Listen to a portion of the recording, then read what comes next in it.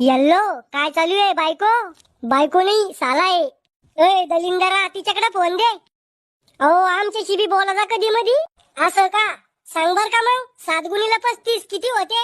थांबा दाजी ताईकडे फोन देतो. आता कसा आला वटणीवर? ताई तो या बैलाचा म्हणजे तो या नवऱ्याचा फोन आहे.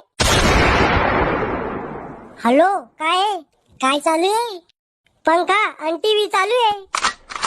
अहो घुटण्यात मेंदू काम काय चालू आहे? भांडे घासत होते.